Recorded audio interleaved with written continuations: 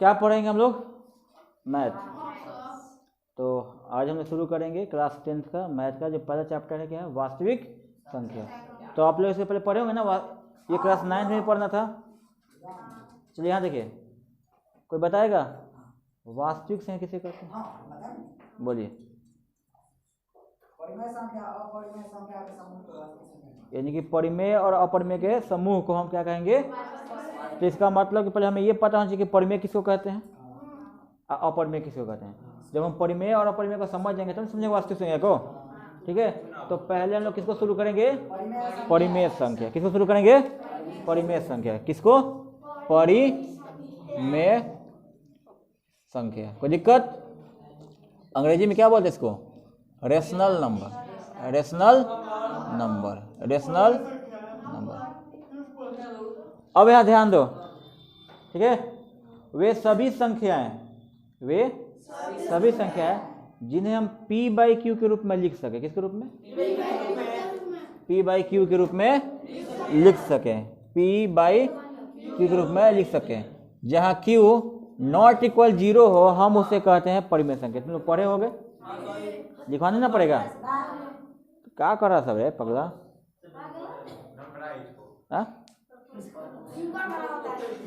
ये बकलोले रह गए। डब्ल्यू किया था। ये परिमेय संख्या वैसी संख्या जिन्हें हम P/Q के रूप में लिख सके, उन्हें हम क्या कहेंगे? परिमेय संख्या। क्या कहेंगे? परिमेय संख्या। कोई दिक्कत? जहाँ Q क्या होना चाहिए? Not equal 0। अब यहाँ समझिए, ये जो परिमेय संख्या होती है देखिए कितने तरह की हो सकती हैं। पहला, पूर्ण संख्या भी एक परिमेय संख्या है। Whole number. जितने भी पूर्ण संख्याएं हैं, पूर्ण संख्या कहाँ शुरू होती हैं और कहाँ तक जाती हैं? अनंत तक। कहाँ तक? अनंत तक। तो पूर्ण संख्या भी एक क्या है? परिमेय संख्या। दूसरी, प्राकृत संख्या। प्राकृत संख्या, नेचुरल नंबर। नेचुरल नंबर, ठीक है। इसका नोटेशन W होता है, इसका नोटेशन N होता है। तो सारे के सारे प्राकृत संख्याएं वो भी क्या है? परिमेय संख्या है। सही है। इसके बाद आता है आपका अभाज्य संख्या। अभाज्य संख्या, प्राइम नंबर। प्राइम नंबर, सही है। सभी के सभी अभाज्य संख्या। अभाज्य संख्या किसको कहते हैं? जिनके जो एक और अपने आप के अलावा किसी से भी नहीं कटे। ठीक है, जो एक और अपने आप के अलावा किसी से भी नहीं कटे, इसे हम क्या कहेंगे? अभाज्य संख्या कहेंगे। सही है। इसके बाद आता है भाज्य संख्या। भाज्य है यौगिक संख्या। इसका एक और नाम होता है, याद रखिएगा, रूढ़ संख्या। रूढ़ पढ़ते हैं, रूढ़ पढ़ते हैं बकुआ। हाँ, भाज्य या यौगिक संख्या कंपोजिट नंबर।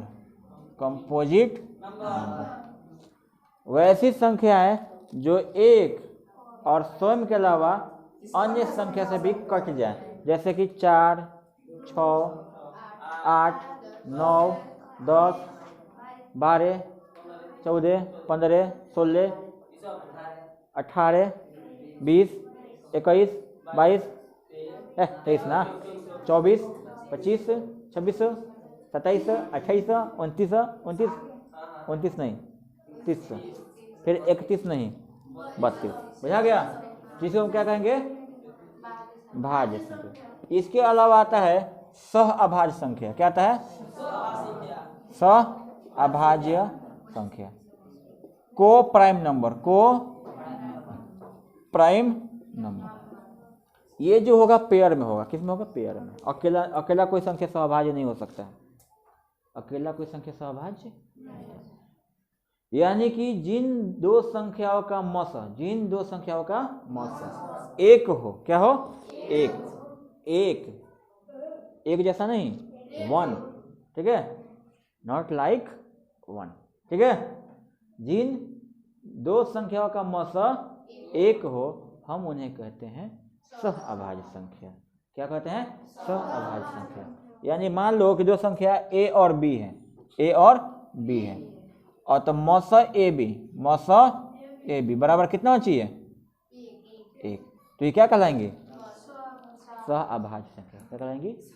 सहअभाज्य संख्या। सहअभाज्य संख्या क्या कहलाएंगी? बुझ रहे हो? पच रहा है ना?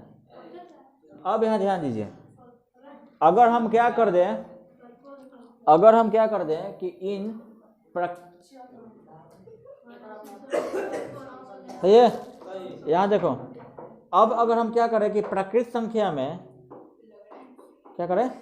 प्राकृत संख्या में अगर प्लस या माइनस का चिन्ह लगा दे, क्या लगा दे? प्लस या माइनस का चिन्ह लगा दे। सही है, क्या लगा दे? प्लस या माइनस का चिन्ह लगा दे, तो वो कहलाएंगी पूर्णांक। क्या कहलाएंगी? पूर्णांक। क्या कहलाएंगी? पूर्णांक। ठीक है, क्या कहलाएंगी? पूर्णांक। तो ये है हमारे पूर्णांक, जिसको हम अंग्रेजी में क्या बोलते हैं? इंटीजर्स। क्या बोलते हैं? इंटीजर्स। और ये जो इंटीजर्स हैं ये भी होते हैं, इसके भी दो भाई होते हैं। ठीक है, इसके भी दो, एक धन पूर्णांक और एक ऋण पूर्णांक। ऋण पूर्णांक, सही बात है? ठीक है ना? अब 0 एक ऐसी संख्या है जो ना धन पूर्णांक होता है ना ही ऋण पूर्णांक होता है। वो केवल और केवल क्या होता है? एक पूर्णांक। 0 को भी पूर्णांक मानते हैं, वो भी एक पूर्ण अंक है। ठीक है, लेकिन ना धन है ना ही ऋण है, ना ही धन है और ना ही ऋण है, लेकिन वो भी एक पूर्णांक है। क्योंकि वो धन और ऋण का क्या है? बाउंड्री है। क्या है? है ना, डरेरी है। उसके राइट में प्लस और लेफ्ट में माइनस, और बीच में बेचारा प्लस, बुझा गया? और बीच में बेचारा 0। ठीक है, तो अब यहाँ समझ लीजिए ना कि जो पूर्णांक है वो भी क्या है? सभी के सभी पूर्णांक एक परिमेय संख्या होते हैं। सभी पूर्णांक एक परिमेय संख्या होते हैं। कोई दिक्कत? पूर्णांक प्लस में भी हो सकते हैं और माइनस में भी हो सकते हैं। ठीक है, कोई दिक्कत? इनको हम लोग करते हैं इंडिकेट जेड से। किसे करते हैं? जेड से या आई से। अब अगर धन पूर्णांक है तो ऊपर प्लस लिख देंगे, अगर ऋण पूर्णांक है तो ऊपर माइनस लिख देंगे।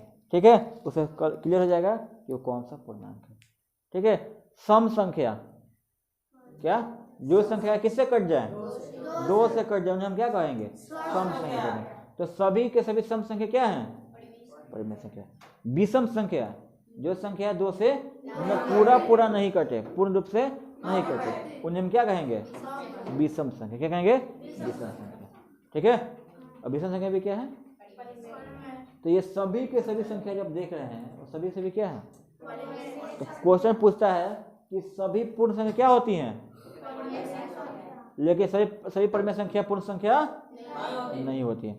सभी प्राकृत संख्या क्या होती हैं? लेकिन सभी प्राकृत परिमेय, सभी परिमेय प्राकृत नहीं होते हैं। सभी अभाज्य क्या होते हैं?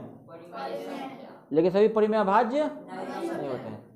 सभी भाज्य क्या होते हैं? लेकिन सभी परिमेय भाज्य। सभी सहभाज्य क्या होते हैं? लेकिन